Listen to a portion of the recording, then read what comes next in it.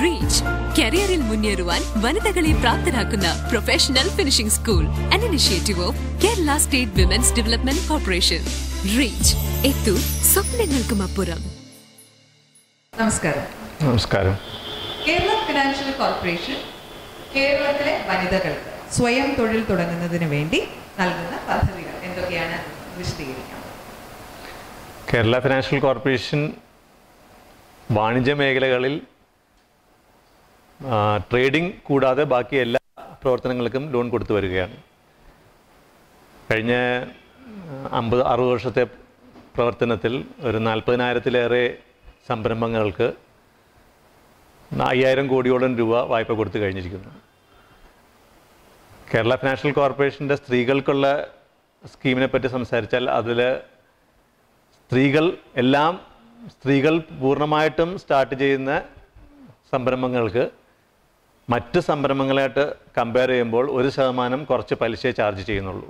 അതായത് 10 ലക്ഷം രൂപ ലോൺ എടുക്കുന്ന ഒരു സംരംഭത്തിന് അത് സ്ത്രീകളുടെ ഉടമസ്ഥയിൽ മാത്രമുള്ളൊരു സംരംഭമാണെങ്കിൽ അവർക്ക് ഒരു വർഷം 10,000 രൂപ കുറച്ച് അടച്ചാൽ മതി പലിശയിലേക്ക്. ശരിക്കും എത്ര ശതമാനമാണ് നമ്മൾ തിരിച്ചടയ്ക്കേണ്ട പലിശ നിരക്ക്? പലിശ നിരക്ക് ഓരോ സമയമനുസരിച്ച് മാറിക്കൊണ്ടിരിക്കും. അതൊരു ഫ്ലെക്സിബിൾ കാര്യമാണ്. പക്ഷേ ഇപ്പോഴത്തെ നിരക്ക് എന്താണെന്ന് വെച്ചാൽ ഇപ്പോഴത്തെ നിരക്ക് 13.5 മുതൽ 15.5 വരെ ഓരോ സെക്ടർ അനുസരിച്ച് മാറിക്കൊണ്ടിരിക്കും. അതായത് വ്യവസായ സെക്ടർ ആണെങ്കിൽ 13.5 കിട്ടും. അതേസമയം ഒരു ഹൈലി കമേഴ്ഷ്യൽ സെക്ടർ ആണെങ്കിൽ 15.5-16 വരെ പോകാൻ ചാൻസ് ഉണ്ട്. ഏത് സെക്ടർ ആയിരുന്നാൽ തന്നെയും പൂർണ്ണമായിട്ടും സ്ത്രീകളുടെ സംരംഭങ്ങൾക്ക് 1% കുറച്ച് പലിശ ലഭിക്കുന്നതാണ്. സ്കീംസ് ആയിട്ട് സെപ്പറേറ്റ് ചെയ്തിട്ടുണ്ടോ? സ്കീംസ് ആയിട്ട് പറഞ്ഞാൽ ലോങ് ടേം ഇൻവെസ്റ്റ്മെൻറ്റിന് വരുന്ന സ്കീമുകൾക്ക് ടേം ലോണായിട്ട് കൊടുക്കുന്നുണ്ട്. വർക്കിംഗ് ക്യാപിറ്റൽ റിക്വയർമെൻറ്റ്സ് മീറ്റ് ചെയ്യാൻ വേണ്ടി വർക്കിംഗ് ക്യാപിറ്റൽ ടേം ലോൺസ് ഉണ്ട്. അതുകൂടാതെ ഷോർട്ട് ടേം റിക്വയർമെൻറ്റ്സിന് വേണ്ടി ഷോർട്ട് ടേം ലോൺസും ഉണ്ട്. ഇപ്പോൾ സാധാരണ ചില സ്ഥലങ്ങളിലേക്ക് നമ്മൾ പോകുമ്പോൾ ഓരോ ലോൺ ഓരോ പേരൊക്കെ പറഞ്ഞ് കേൾക്കാറുണ്ട്. അങ്ങനെ നോക്കിക്കഴിഞ്ഞാൽ ഒരു 33-35ഓളം സ്കീംസ് ഉണ്ട് ഓരോ പേരുകളിൽ. അതായത് scheme for term loans four small scale industries, scheme for term loans four medium scale industries, scheme for term loan for hotel industry, scheme for term loans four commercial complexes. അങ്ങനെ ഓരോരോ സെക്ടേഴ്സായിട്ട് ഒരു 35ഓളം schemes ഉണ്ട് KFCക്ക്. Repayment period ഒക്കെ എങ്ങനെയാണ്? Minimum എത്രയാണ്? മാർക്കറ്റിൽ ഇപ്പോൾ കിട്ടുന്ന ലോണുകളിലായിട്ട് നോക്കിക്കഴിഞ്ഞാൽ KFCയുടെ റീപേയ്മെന്റ് പീരീഡാണ് ഏറ്റവും കൂടുതൽ. ഒരു സാധാരണ ഒരു ലോണാണെങ്കിൽ ഒരു 10 വർഷം വരെ റീപേയ്മെന്റ് പീരീഡ് കിട്ടുന്നതാണ്. അതിനകത്ത് ഈ പ്രൊജക്റ്റ് സെറ്റപ്പ് ചെയ്ത് റീപേയ്മെന്റ് സ്റ്റാർട്ട് ചെയ്യാൻ വേണ്ടി മൊറട്ടോറിയം പീരീഡായിട്ട് മാക്സിമം 2 വർഷം വരെ കൊടുക്കുന്നുണ്ട്. ഈ വിവിധതരം സ്കീമുകളിൽ സാർ പറഞ്ഞ ഒരു 34-35 പേരുകൾ എടുത്ത് പറയാനുണ്ടാവും എന്ന് പറഞ്ഞു. അതിനകത്ത് ഒരു സ്ത്രീക്ക് ഏറ്റവും അനുയോജ്യമായ ഒരു സ്കീം തിരഞ്ഞെടുക്കാനായി എന്ത് തരത്തിലുള്ള സഹായമാണ് KFCയുടെ ഭാഗത്തു നിന്ന് ലഭിക്കുന്നത്? KFCയിൽ അതിനുവേണ്ടി പ്രവർത്തിക്കുന്ന ഒരു സെക്ഷനാണ് കൺസൾട്ടൻസി സെൽ എന്ന് പറയും. അതിൽ ഏത് വ്യവസായിക്കും ഏത് സംരംഭകനും അപ്രോച്ച് ചെയ്യാം. അവർക്ക് ഏറ്റവും സൂട്ടബിൾ ആയിട്ടുള്ള സ്കീം സെലക്ട് ചെയ്യാനും ആ സ്കീമിൻ്റെ മാർക്കറ്റ് പൊട്ടൻഷ്യലിനെ പറ്റി മനസ്സിലാക്കി കൊടുക്കാനും അതിൻ്റെ പ്രൊജക്ട് കോസ്റ്റിനെ പറ്റിയുള്ള കാര്യങ്ങൾ മനസ്സിലാക്കി കൊടുക്കാനും അവർക്ക് പ്രൊജക്ട് റിപ്പോർട്ട് വരെ തയ്യാറാക്കി കൊടുക്കുന്നുണ്ട് കേരള ഫിനാൻഷ്യൽ കോർപ്പറേഷൻ്റെ കൺസൾട്ടൻസി ഡിവിഷൻ. അതായത് വളരെ ലളിതമായ ഫോർമാലിറ്റീസ് മാത്രമേ ഉള്ളൂ. ഒരു 2 പേജിൻ്റെ ഒരു ആപ്ലിക്കേഷൻ ഫോം ഫില്ലപ്പ് ചെയ്ത് അതിൻ്റെ കൂടെ ഈ ഓരോ പ്രൊജക്റ്റിനും വേണ്ട അഡീഷണൽ പേപ്പേഴ്സ് മാറിക്കൊണ്ടിരിക്കും സ്കീം അനുസരിച്ച്. ഇതുകൂടാതെ ഒരു പ്രൊമോട്ടറിൻ്റെ ഡീറ്റെയിൽസ്, പ്രൊജക്റ്റിൻ്റെ ഡീറ്റെയിൽസ്, ലാൻഡിൻ്റെ ഡീറ്റെയിൽസ്, മെഷീനറി കൊട്ടേഷൻസ് ഇതൊക്കെ കൂടെ സബ്മിറ്റ് ചെയ്ത് കഴിഞ്ഞാൽ പൂർണ്ണമായ ഒരു ആപ്ലിക്കേഷൻ കിട്ടിക്കഴിഞ്ഞാൽ 15 ദിവസത്തിനകം അതിനൊരു തീർപ്പുണ്ടായി കൊടുക്കുക എന്നുള്ളതാണ് KFCയുടെ ശ്രമം. 15 ദിവസം കൊണ്ട് തീർപ്പായി കൊടുക്കുക എന്നുള്ളതാണ്. അല്ല, അത് 15 ദിവസം കൊണ്ടൊരു തീരുമാനം അറിയും അതിനെപ്പറ്റി. ഈ ലോൺ ആപ്ലിക്കേഷനെ പറ്റി ഒരു തീരുമാനം 15 ദിവസത്തിനകം റെഡിയാവും.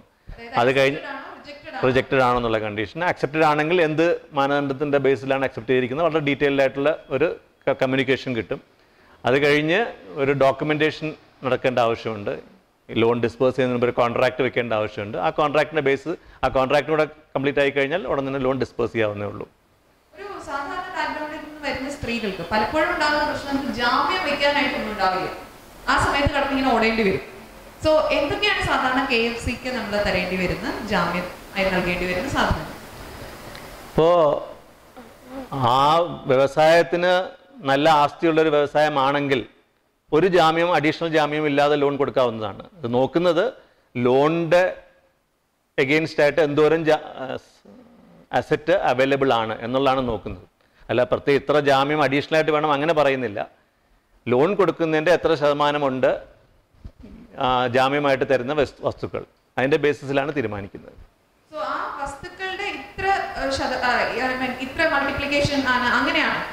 അത് ഓരോ സ്കീം അനുസരിച്ച് മാറിക്കൊണ്ടിരിക്കും. ലോൺ തരുന്നതിൻ്റെ 20% കൂടുതലെങ്കിലും വസ്തുക്കൾ വേണം, അല്ലെങ്കിൽ ജാമ്യമായിട്ടുള്ള അസറ്റ് വേണം എന്ന് പറയുന്നത് വളരെ മൈക്രോ സെക്ടർ ഇൻഡസ്ട്രീസിന് മാത്രമേ ഉള്ളൂ.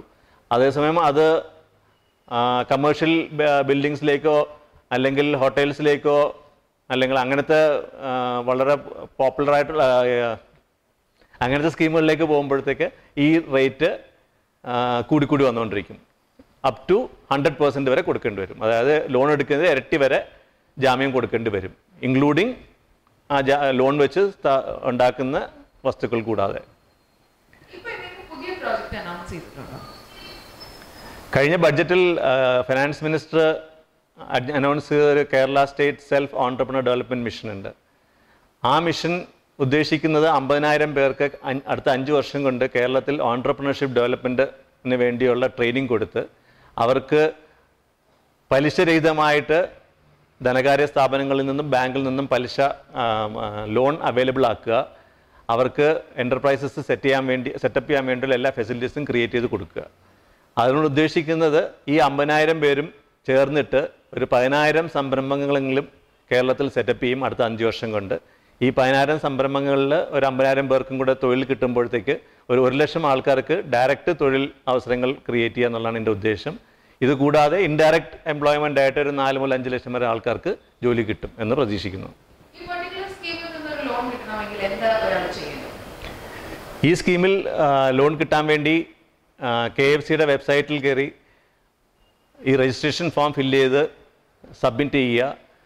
ആ രജിസ്ട്രേഷൻ ഫോം സബ്മിറ്റ് ചെയ്ത് കഴിഞ്ഞാൽ ഒരു 7 അംഗ കമ്മിറ്റിയുടെ മുമ്പിൽ ഇൻ്റർവ്യൂവിന് വിളിക്കുന്നതായിരിക്കും. ആ ഇൻ്റർവ്യൂവിൽ നമ്മളുടെ capabilities in terms of entrepreneurial trades കാണിക്കുകയാണെങ്കിൽ, നമ്മുടെ പ്രൊജക്റ്റ് നല്ലതാണെങ്കിൽ നമുക്ക് ട്രെയിനിങ്ങിന് വേണ്ടി സെലക്ട് ചെയ്യും. ട്രെയിനിങ് കഴിഞ്ഞാൽ ഓട്ടോമാറ്റിക്കായിട്ട് ഓരോ സ്ഥാപനങ്ങളിൽ നിന്ന് ലോൺ ലഭ്യമാക്കുന്നതായിരിക്കും. ഇത് പ്യുവർലി ടെക്നിക്കൽ ട്രെയിനിങ് അല്ല, ഓൺട്രപ്രണറിയൽ ട്രെയിനിങ് ആണ്, മാനേജ്മെൻറ്റ് ട്രെയിനിങ് ആണ് കൊടുക്കുന്നത്. ട്രെയിനിങ് ഇപ്പോൾ കണ്ടക്ട് ചെയ്യുന്നത് ഓരോ ജില്ലയിലും ബാങ്കും ബാങ്കുകളും ഗവൺമെൻറ്റും കൂടെ ചേർന്ന് സെറ്റപ്പ് ചെയ്തിരിക്കുന്ന rural self employment training institutes ഉണ്ട്. ഈ ഇൻസ്റ്റിറ്റ്യൂട്ട്സിലാണ് ഇവർക്ക് ട്രെയിനിങ് കൊടുത്തുകൊണ്ടിരിക്കുന്നത്. ഇപ്പോൾ ഫസ്റ്റ് ബാച്ചിന് ട്രെയിനിങ് നടന്നുകൊണ്ടിരിക്കുകയാണ്. പുരുഷന്മാർക്കും സ്ത്രീകൾക്കും ഒരുപോലെ അവൈലബിൾ ആയിട്ടുള്ള സ്കീമാണ്. പക്ഷേ ഇത് യുവാക്കൾക്ക് വേണ്ടിയുള്ള സ്കീമായതുകൊണ്ട് അപ്പർ ലിമിറ്റ് 40 years ആയിട്ട് വെച്ചിട്ടുണ്ട്, 40 വയസ്സായിട്ട് വെച്ചിട്ടുണ്ട്. പക്ഷേ വിധവകൾക്ക് ഇതിനകത്ത് റിലാക്സേഷൻ പ്രൊവൈഡ് ചെയ്തിട്ടുണ്ട്. അതായത് വിധവകളാണെങ്കിൽ ഈ ബാക്കിയുള്ള നോംസ് എല്ലാം സാറ്റിസ്ഫൈ ചെയ്യുന്നുണ്ടെങ്കിൽ അവർക്ക് 45 വയസ്സ് വരെയുള്ള വിധവകൾക്ക് അപ്ലൈ ചെയ്യാം. ലോണ് KFCയും കൊടുക്കുന്നതായിരിക്കും. അതുകൂടാതെ മറ്റ് ധനകാര്യ സ്ഥാപനങ്ങളിൽ നിന്നും ലോൺ അറേഞ്ച് ചെയ്യുന്നുണ്ട്. അതിനുവേണ്ടിയുള്ള നടപടികൾ എടുത്തുകൊണ്ടിരിക്കുകയാണ്. സ്റ്റേറ്റ് ലെവൽ ബാങ്കേഴ്സ് കമ്മിറ്റി ഇത് ഓൾറെഡി അപ്രൂവ് ചെയ്ത് കഴിഞ്ഞിട്ടുണ്ട്. ഈ കമ്മിറ്റി അപ്രൂവൽ ഗുണമെന്ന് വെച്ചാൽ എല്ലാ ബാങ്കുകൾക്കും ഈ സ്കീമിൽ ലോൺ കൊടുക്കാവുന്നതാണ്. എവിടെ നിന്ന് ലോൺ എടുത്താലും അത് പലിശരഹിതമായിരിക്കും.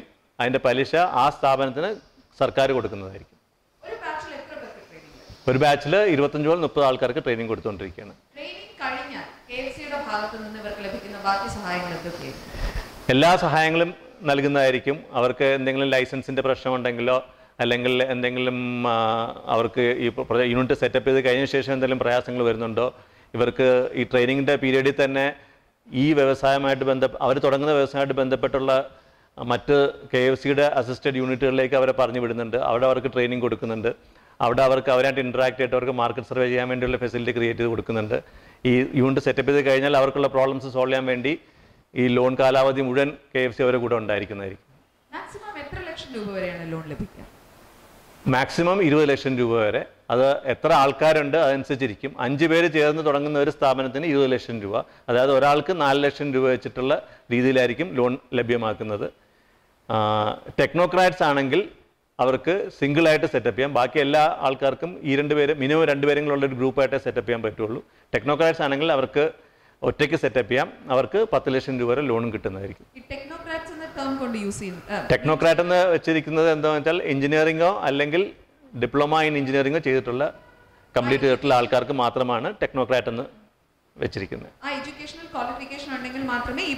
ടെക്നോക്രാറ്റിൽ വരുള്ളൂ. അല്ലാതെ ഇപ്പോൾ നമ്മൾ ചിലർക്കുണ്ടല്ലോ പെർട്ടിക്കുലർ ഒരു കോഴ്സ് ഒന്നും പഠിച്ചിട്ടുണ്ടാവില്ല, പക്ഷെ ഒരു കോഴ്സ് പഠിച്ച ആളുകളും നന്നായി ടെക്നിക്കൽ കാര്യങ്ങൾ ഹാൻഡിൽ ചെയ്യുന്ന വ്യക്തിയായിരിക്കും. അത്തരത്തിലൊരു വ്യക്തിയാണെങ്കിൽ അങ്ങനത്തെ ഒരു മാനദണ്ഡം വെക്കാൻ പറ്റില്ല. കാരണം വെച്ചാൽ വളരെ സബ്ജക്റ്റീവ് ആയി പോകും അത്. അപ്പോൾ അതുകൊണ്ട് ടെക്നിക്കൽ ക്വാളിഫിക്കേഷൻ തന്നെയാണ് വെച്ചിരിക്കുന്നത് ടെക്നോക്രാറ്റ് ആവാൻ വേണ്ടി. ഈ ഒരു ബാച്ച് സെലക്ട് ചെയ്യുന്ന സമയത്ത് അതിനകത്ത് സ്ത്രീ പുരുഷ റേഷ്യോ അങ്ങനെ എന്തെങ്കിലും ഉണ്ടോ? ഇപ്പോൾ കണ്ടുവരുന്നത് എന്താണെന്ന് വെച്ചാൽ ഒരു സ്ത്രീകൾക്ക് 15 to 20% വരെ റേഷ്യോ പാർട്ടിസിപ്പേഷൻ കാണുന്നുണ്ട്. സെലക്ട് ചെയ്ത ആൾക്കാരിൽ ഒരു 15 to 20% വരെ സ്ത്രീകളായിട്ട് കാണുന്നുണ്ട്. ഒരു പുതിയ ഒരു ഇൻഡസ്ട്രി അല്ലെങ്കിൽ എന്തെങ്കിലും ഒരു സാധനം സ്റ്റാർട്ട് ചെയ്യാൻ പോകുന്ന ഒരു സ്ത്രീയോട് ഇത്തരത്തിലൊരു പൊസിഷനിൽ ഇരിക്കുന്ന സാറിന് നൽകാനുള്ള ഉപദേശം? ഒരു വ്യവസായം അല്ലെങ്കിൽ ഒരു എൻ്റർപ്രൈസ് സ്റ്റാർട്ട് ചെയ്യുന്നതിന് മുമ്പ് അവർ ചെയ്യേണ്ട മെയിൻ കാര്യം ആ ഇൻഡസ്ട്രി നന്നായിട്ട് സ്റ്റഡി ചെയ്യണം. ഒരുപാട് പ്ലസും മൈനസും ഓരോ ഇൻഡസ്ട്രിക്കും ഉണ്ടാവും. അത് കംപ്ലീറ്റ് മനസ്സിലാക്കി കഴിഞ്ഞതിന് ശേഷം മാത്രമേ ആ ഇൻഡസ്ട്രി തുടങ്ങാൻ പാടുള്ളൂ. ഞാൻ ആഗ്രഹിക്കുന്നത് എന്താണെന്ന് വെച്ചാൽ അതൊരു ഇന്നർ കോളായിട്ട് തന്നെ വരണം. ഈ ഇൻഡസ്ട്രിയിൽ ഒരു ഓപ്ഷൻ ഉണ്ട്, ഒരു ഓപ്പർച്യൂണിറ്റി ഉണ്ട്, ആ ഓപ്പർച്യൂണിറ്റി എക്സ്പ്ലോയിറ്റ് ചെയ്യുന്നതായിട്ട് വരണം. അല്ലാതെ ഒരു വ്യവസായം സെറ്റപ്പ് ചെയ്യാൻ വേണ്ടി മാത്രമായിട്ടൊരു എഫേർട്ടായിട്ട് വരരുത്. ഒരു ഓപ്ഷൻ, ഒരു ഓപ്പർച്യൂണിറ്റി കാണുമ്പോൾ അത് യൂട്ടിലൈസ് ചെയ്യുന്നതായിട്ട് വരണം. KFCയിൽ നിന്ന് ഒരു ലോൺ എടുക്കാൻ ആഗ്രഹിക്കുന്ന സ്ത്രീ അടുത്ത് എവിടെയാണ് കോൺടാക്ട് ചെയ്യുന്നത്? KFCയുടെ ഹെഡ് ഓഫീസ് തിരുവനന്തപുരത്താണ്. ഇത് കൂടാതെ എല്ലാ ജില്ലാ ആസ്ഥാനത്തും KFCക്ക് ഒരു ബ്രാഞ്ച് ഉണ്ട്. ഇടുക്കി ജില്ലയിൽ KFCയുടെ ബ്രാഞ്ച് തൊടുപുഴയും കട്ടപ്പനയിലുമാണ്. എറണാകുളം കൂടാതെ പെരുമ്പാവൂരും KFCക്ക് ഒരു ബ്രാഞ്ച് ഉണ്ട്. എല്ലാ ബ്രാഞ്ചിലും കസ്റ്റമർ റിലേഷൻസ് മാനേജേഴ്സ് ഉണ്ട്. അവർ കൺസൾട്ടൻറ്റും കൂടെയാണ്. എല്ലാ സംരംഭകരുടെ പ്രോബ്ലംസും അവർ സോൾവ് ചെയ്ത് കൊടുക്കുന്നതായിരിക്കും. ജോലിക്കായി ഞാൻ കുറെ നാള് നടന്നു, ഒരുപാട് കഷ്ടപ്പെട്ടു. പക്ഷേ ഇന്റർവ്യൂവിനെത്തുമ്പോ എന്റെ എല്ലാ ധൈര്യവും പോവും. റീച്ചാണ് എനിക്ക് അവസരങ്ങളുടെ വാതിൽ തുറന്നു തന്നത്. എന്റെ കോൺഫിഡൻസ് ലെവൽ കൂടി, സ്കിൽസ് ഇംപ്രൂവ് ചെയ്തു, എന്റെ ആറ്റിറ്റ്യൂഡ് തന്നെ ചേഞ്ച് ആയി. പിന്നെ I became fluent in English too. Now I've stepped into a new world, a world of opportunities. Reach കരിയറിൽ മുന്നേറുവാൻ വനിതകളെ പ്രാപ്തരാക്കുന്ന professional finishing school, an initiative of Kerala State Women's Development Corporation. Reach എത്തു സ്വപ്നങ്ങൾക്കും അപ്പുറം.